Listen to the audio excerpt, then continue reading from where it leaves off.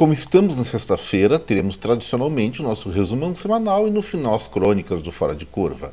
E especificamente sobre hoje, gente, eu vou tratar de alguns assuntos variados, mas tudo convergindo para a mesma questão. Os últimos dados de emprego, desemprego, PIB e gastos públicos da economia brasileira e para onde que isso aí deve nos levar nos próximos meses. E lamento dizer, não é algo muito alvissareiro. Então vou começar logo o trabalho, porque nós temos um grande desafio pela frente, que é enfrentar todo o estresse do sábado, domingo e do feriado de segunda-feira, afinal de contas, 1º de maio é dia do trabalho. Vamos então trabalhar, gente. Meu nome é Eduardo Starosta e esse é o canal Fora de Curva. Começando então o resumão semanal, na segunda-feira, a maior parte do vídeo foi focada, além do quadro que vem por aí, na manifestação do nosso querido ministro da Fazenda, Fernando Haddad, que vem nos trazendo muitas pérolas interessantes para comentar e também interpretar, é claro, quando ele falou que o governo teria que cortar gastos tributários. O que é isso? Na verdade, cortar gastos tributários, gente, nada mais é do que cancelar a redução de impostos que aconteceram em tempos passados e aumentar a cobrança do leão sobre esses itens que, como eu falei, tiveram seus impostos reduzidos. Então, impostos restabelecidos, a meu ver e a ver de qualquer pessoa razoável, é sim aumento da carga tributária. Impostos devem aumentar no Brasil. Segundo assunto do Fora de Curva de segunda foi a respeito da viagem do presidente Luiz Inácio da Silva, primeiro para Portugal, depois para a Espanha, com 72 acompanhantes, usando 22 carros, despesas de hotelaria, ou seja, podia fazer uma coisa mais modesta, dada a situação pobre que ele mesmo falou em campanha eleitoral que o Brasil estava, e evitar tanta gastança, não acham? Na terça-feira trabalhamos com 3 assuntos. O primeiro foi uma explicação por que o Eduardo Starosta, do Fora de Curva, defendia a queda de juros no ano passado e agora mudou de opinião. Basicamente é o seguinte, naquele momento a inflação era uma coisa, diríamos assim, artificial, circunstancial, centrada em combustíveis e alimentação.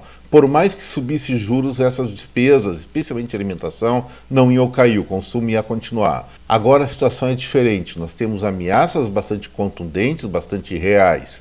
Na questão das contas públicas, já vamos falar depois sobre o déficit que teve em março, e isso impulsiona a inflação porque significa alguma forma de emissão monetária, além de uma confusãozinha nos preços que ainda não está resolvida. A inflação brasileira ainda está bem acima dos patamares necessários para cumprir a meta de 3,5% ao ano, ou, na pior das hipóteses, 4,5% ao ano de alta de preços em 2023. Não chegando nesse patamar, ou seja, uma inflação média mensal em torno de 0,36% ao ano, não tem, a meu ver, tecnicamente, como baixar juros nesse momento. Então, eu achava que o presidente do Banco Central, Roberto Campos Neto, estava errado em 2022, mas agora, nessa circunstância que nós estamos vivendo atualmente no nosso Brasil, ele está correto, cheio da razão. Também na terça falamos a respeito da queda da arrecadação de impostos em março, uma queda pequena, mas significa já um indicador de freio na atividade econômica brasileira. Por fim, saiu o resultado do varejo brasileiro em fevereiro e as informações foram um pouquinho distorcidas em função do crescimento bastante elevado do consumo de combustíveis. O que aconteceu? Vamos comparar o preço dos combustíveis em fevereiro de 2023 frente ao mesmo mês de 2022, e naquele momento, lá no ano passado, os preços estavam muito mais elevados. Como estavam ainda mais baratos nesse fevereiro agora, último, evidentemente as pessoas gastavam mais dinheirinho enchendo os tanques. Mas o problema é o seguinte, a alta, se não me engano, chegou a mais de 15%, e tal resultado bastante divergente dos outros segmentos do varejo, que predominantemente caíram bastante, deturpou o resultado final. Maior parte do varejo, especialmente bens de consumo duráveis e até produtos farmacêuticos, estava começando em fevereiro a experimentar uma muito poderosa retração de atividade de vendas. Na quarta-feira eu voltei a tratar desta pendenga brasileira entre inflação e juros, porque nesse dia saiu o IPCA 15 do IBGE, mostrando como se comportaram os preços ao consumidor entre o dia 15 de março e 15 de abril, e realmente esse indicador mostra uma desaceleração inflacionária que, porém, ficou na base, se não me engano, de 0,57%. Mesmo que tenha caído em relação ao indicador imediatamente anterior, 0,57% ainda está muito acima de uma meta que estabeleça uma inflação razoável para o Brasil, de acordo com os parâmetros definidos pela própria política monetária brasileira. Isso não é de agora, é de vários anos. Como eu falei alguns minutos atrás, para poder cair juros, a inflação brasileira tem que estar abaixo, não só por um mês, mas por pelo menos 3 meses, abaixo de 0,36%. E para finalizar o Fora de Curva da quarta, eu acabei comentando a respeito do PL 2630 de 2020, que teve a sua tramitação aprovada em urgência, ou seja, para ser votado, ser discutido a toque de caixa pela Câmara dos Deputados. Apontei que isso era um erro. Para quem não sabe, o PL 2630 de 2020 trata fundamentalmente da questão da liberdade de imprensa, especialmente no âmbito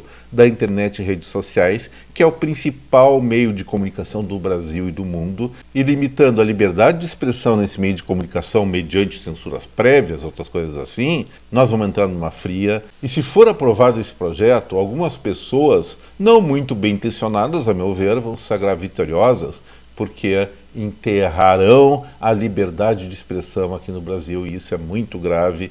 E mesmo quem apoie o governo atual, quem apoie esquerda, direita, seja lá qual for, vai sofrer muito em algum momento do futuro se isso passar. Recomendo sinceramente que esses deputados federais que aprovaram esse regime de urgência pelo menos voltem atrás no sentido de não aprovar um projeto de lei anticonstitucional e que prejudica a toda a população brasileira em nome de certas conveniências politiqueiras, vamos falar bem claro.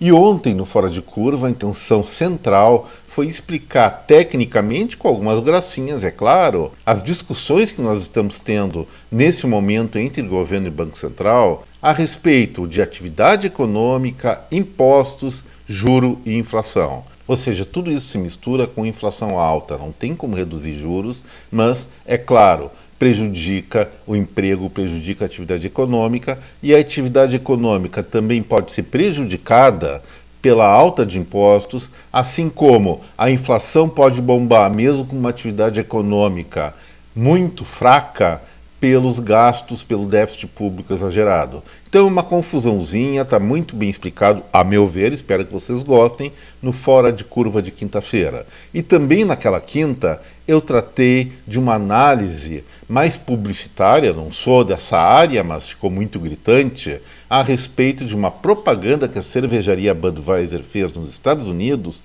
que fez com que os seus adeptos, os seus consumidores de cerveja, abandonassem a marca. O que será que aconteceu? Quer saber mais detalhes? Então vai lá no Fora de Curva de quinta-feira. O título é Guerra, Produção, Impostos versus Juros e Inflação e o Desastre Publicitário na Cerveja.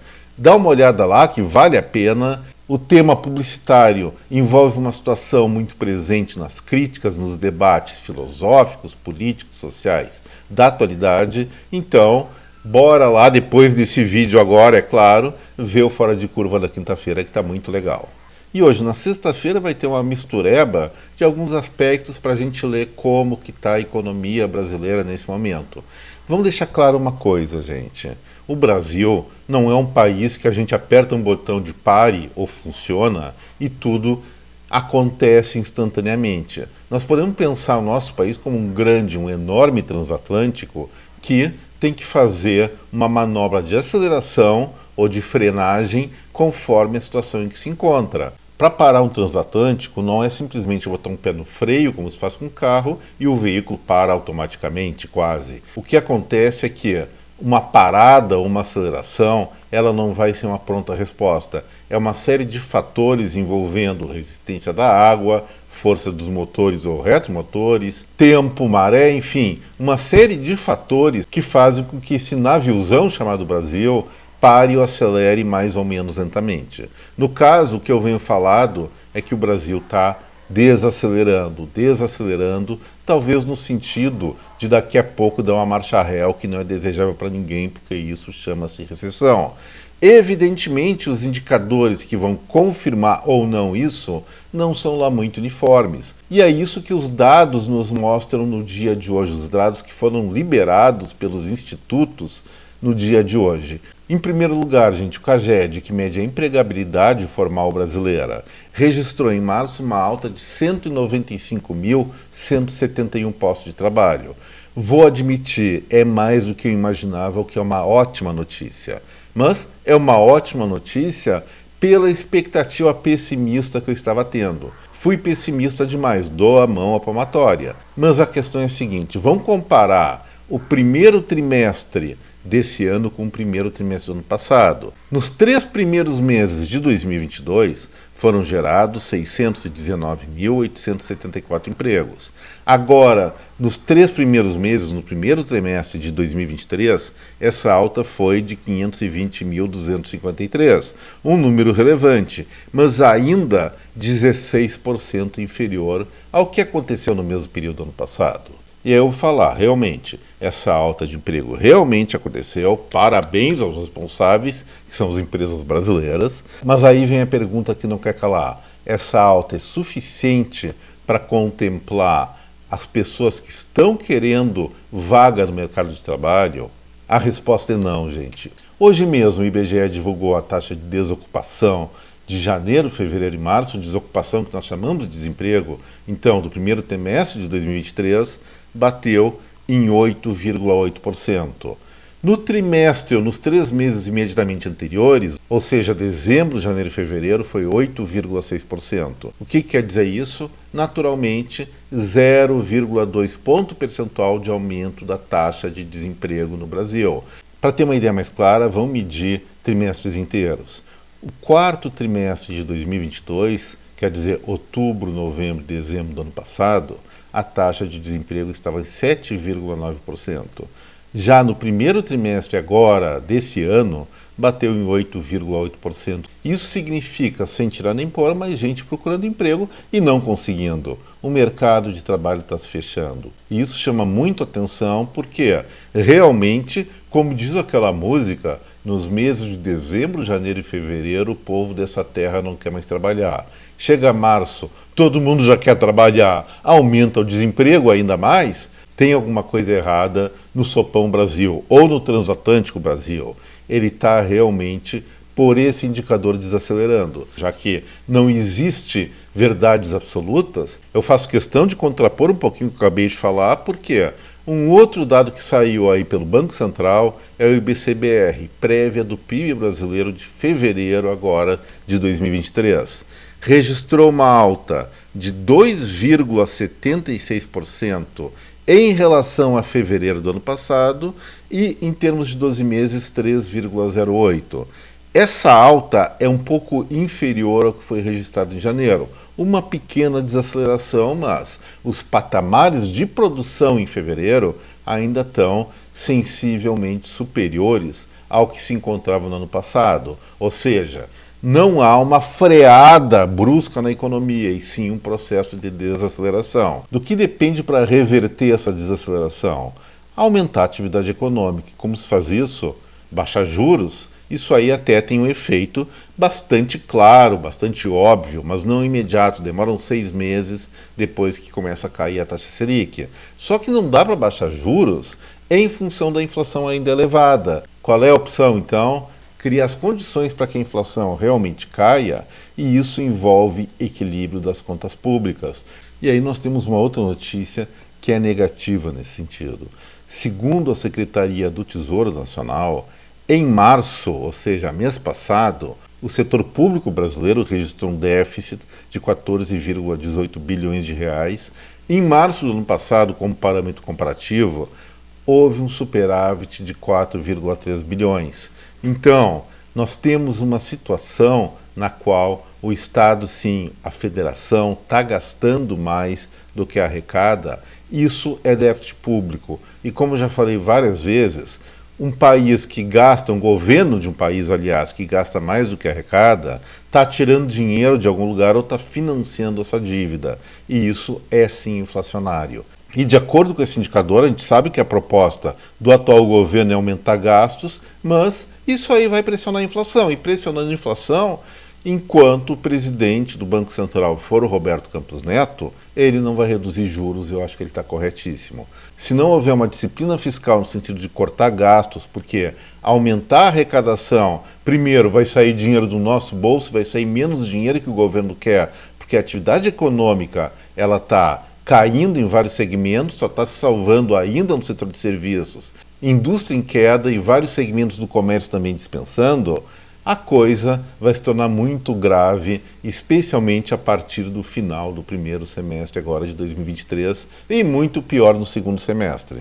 Então, gente, mais uma vez, é um apelo aqui do Fora de Curva e deveria ser um apelo de cada um de vocês. Governo federal, presidente da República, seus ministros, por favor, pelo amor do nosso país, mude, reverta essa política econômica que ela não vai dar certo, só vai gerar uma encrenca, pode gerar um alento, pode gerar alguns momentos de mais verba pública para vocês, mas seguramente vai acabar em desastre. E isso eu tenho certeza que vocês não querem também. Vão revisar os manuais de economia, vão revisar os postulados da própria esquerda moderna, vão estudar melhor essa questão para parar de encher de regulamentação e mais impostos o setor produtivo do nosso país. Porque perde empresário, claro que perde, e é isso que aparentemente querem, mas também perde trabalhador, que não vai ter emprego e as ofertas salariais vão ser menor, porque o desemprego vai estar mais alto, e também o governo, com sua fome arrecadatória, vai perder seu rico dinheirinho, porque a geração de riqueza vai ser menor. O contexto, apesar de não ser uma coisa instantânea, muito rápida, é muito claro. Então, se não houver uma reversão da política econômica, como eu falei, nós vamos ter muitos problemas pela frente. E agora vamos aliviar um pouquinho esse papo, começar a se preparar para o final de semana e o feriado de segunda-feira, indo diretamente para o quadro Crônicas do Fora de Curva. E o tema central de hoje é como importunar as pessoas à sua volta. Vamos lá, gente? Você está irritado, está cansado, está enjoado da sua vizinhança e quer aprontar uma com eles?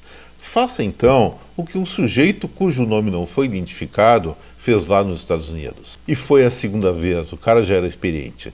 Sabe o que o sujeito fez? Ele começou a coletar nas vizinhanças ovos de sapo. E não foi 1, 2 ou 3, foram 3 milhões de ovos que ele botou na piscina que tem na sua própria casa. Incentivou os ovos a virarem aqueles girinos, os girinos sapos, e os bichinhos passaram a explorar a redondeza. E foi um pega pra capar, foi uma fuga de tudo que é gente, ou seja, o bairro dele foi invadido por 3 milhões de sapos. Uma praga que foi considerada calamidade pública e está uma confusão lá. Um desastre ambiental para alguns e para outros até uma coisa divertida. Diminuiu muito a intensidade de mosquitos na região, porque o sapo papa isso aí mesmo, mas tal caos estabelecido em algum lugar não revelado dos Estados Unidos. É uma ideia para alguém que está com vontade de fazer alguma travessurinha, um pouquinho comprometedora, é verdade. E aí, se os Estados Unidos têm problemas de sapiência, na Austrália a coisa é mais raiz. É briga mesmo, é pauleira. Olha só o que estava acontecendo num voo regional dos australianos, que estava saindo de uma cidade chamada Cairns para Darwin, que é no norte do país. Os passageiros embarcaram, o avião subiu e lá no meio do céu começou a haver uma discussão. E a discussão acabou em pancadaria. E a pancadaria, claro, levou o piloto a fazer um pouso de emergência no mesmo aeroporto de saída, onde apreenderam, era uma mulher que estava chefiando a confusão. Ela foi presa, algemada, se não me engano, tirada da aeronave, e aí tudo em paz. Em princípio, o avião levantou voo novamente para cumprir o seu destino. Será que conseguiu? Nada disso! Nova pancadaria. Um sujeito envolvido na briga anterior arrumou encrenca com mais outras pessoas e a cacetada começou a rolar de novo. Então é sopapo de um lado, soco para outro, que tiripapo rodando à torta e direito, enfim, confusão estabelecida. Parece que até a comissária de bordo levou um sopapo, quebrou os dentes, uma confusão, uma bagunça. Resultado: o piloto teve que fazer novo pouso de emergência. Dessa vez foram mais 3 presos e tiveram que ficar parados ainda porque no entreveiro uma janela do avião foi quebrada. Pode acontecer isso? Pode, porque aconteceu nesse voo australiano cuja companhia não foi revelada. E depois de consertar o avião, acalmar os passageiros, finalmente o voo decolou para Darwin. Acho que chegaram lá. Ou será que tem mais notícias de outras tretas que ocorreram dentro daquela aeronave bagunceira que forçaram eles a fazer novo pouso de emergência? Da Austrália, pode-se esperar tudo. Eu tive a honra de viver lá por 6 meses e realmente uma coisa que a gente não pode reclamar daquele país é monotonia e animais um tanto quanto exóticos, pessoas exóticas também. E aí uma pergunta pessoal para cada um de vocês, quase encerrando o Fora de Curva de hoje. Não se esqueça então, botando no like, compartilhe esse vídeo e especialmente quem não é inscrito, inscreva-se aqui no canal. Você é uma pessoa bagunceira? Olha, eu confesso que sou. Eu gravo esse vídeo numa mesa muito grande, ainda bem que vocês não enxergam o que está por trás de mim, que é uma super bagunça. A bateria está quase acabando do computador, então vou ter que encerrar o vídeo logo. Esse é o último caso que eu vou contar. O que aconteceu em resumo, gente? Um sujeito chamado Leonel, um conhecido acumulador na cidade onde ele mora, ele faleceu, bateu as botas, abotoou o paletó e os familiares foram na casa dele para fazer uma limpeza, para ver o que tinha de interessante, para como herança eventualmente, e fizeram uma super faxina no que puderam. Ele tinha um bichinho de estimação que era um jabuti, que sumiu. E aí passaram anos e anos desse falecimento, que faz 3 décadas, ou seja, 30 anos, voltaram para casa, não tinham encontrado jabuti naquela época. Encontraram ele dentro do armário 30 anos depois e o bicho estava vivo e foi adotado por uma das filhas ou netas desse sujeito. Aí eu pergunto, como é que o jabuti conseguiu sobreviver 30 anos num armário ou escondido? Bem que o bicho tinha mania de esconder, tem mania de se esconder. Mas qual foi a alimentação dele? Onde é que ele tomou água? Isto é um grande mistério. Resolvam isso enquanto encerro o vídeo de hoje, antes que acabe a bateria desse computador. Então, gente, um forte abraço para cada um de vocês, um baita final de semana, um excelente feriado, divirtam-se, aproveitem, renovem as baterias, porque semana que vem, menos na segunda, a bagunça toda começa. Então, de novo, um baita final de semana para cada um de vocês. Deixo aqui meu até breve, um forte abraço, tchau!